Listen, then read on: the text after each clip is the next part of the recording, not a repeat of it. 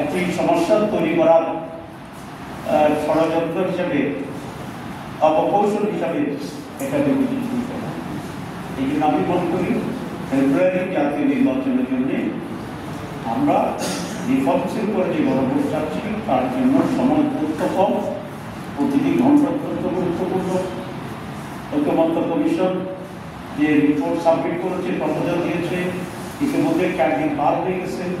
আমরা আশা করেছিলাম সময় এবং অবস্থার বিবেচনা করে এই সরকার সাবমিশনের পরের দিনে একটা আদেশ জারি করবেন এবং সেই আদেশের ভিত্তিতে বাকি যে কাজগুলো আছে গণভোটের প্রস্তুতি সহ সরকার কিন্তু এখন সেটা করেনি। আমরা এর ভিতরে কোনো দুর্বিশুদ্ধি আছে কিনা এটা আমরা বুঝতে পারছি না। আমি চিফ অ্যাডভাইজারের কাছে জাতির পক্ষ থেকে, জামাত ইসলামের পক্ষ থেকে অত্যন্ত জোরালো আবেদন, নিবেদন, দাবি পেশ করতে চাই যে আপনি আর কোনো সময় ক্ষেপণ না করে জুলাই সনদের উপরে যে এনসিসি যে আপনাদের কাছে জমা দিয়েছে যে প্রস্তাব, সেটার ভিত্তিতে ওরা যেটা বলছেন একটি আদেশ জারি করা, অনতিবিলম্বে আপনি আদেশ জারির ব্যবস্থা গ্রহণ করবেন। এটা যদি ডিলে উঠে থাকে তাহলে জনমনে আবার নানা ধারণা এবং বিভ্রান্তি তৈরি হবে।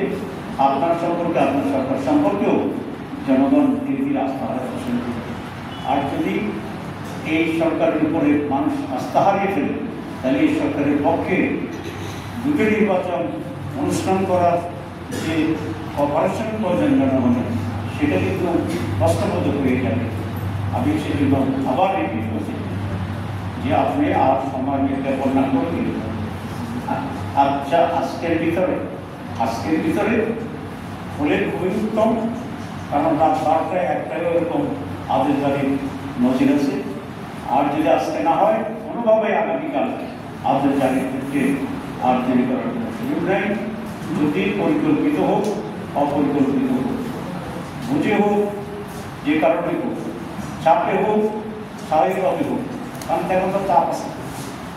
যদি আপনি এটা ডিলে করেন এবং এটা ডিলে করার কারণে আগে গণভোট করার সময় যদি সংকুচিত হতে থাকে, জাতীয় নির্বাচনের যেটাকে এফেক্ট করবে এবং এরকম পরিস্থিতির জন্য এই সরকারকে এবং যারা মাঠ গোলামি করে একটা পরিস্থিতি তৈরি করছেন তাদেরকে এটার জন্য জাতির কাছে দায়িত্ব থাকতে হবে এবং এই দায়িত্ব নিয়েই আপনাকে মানুষের কাছে আপনাকে দাঁড়াতে হবে।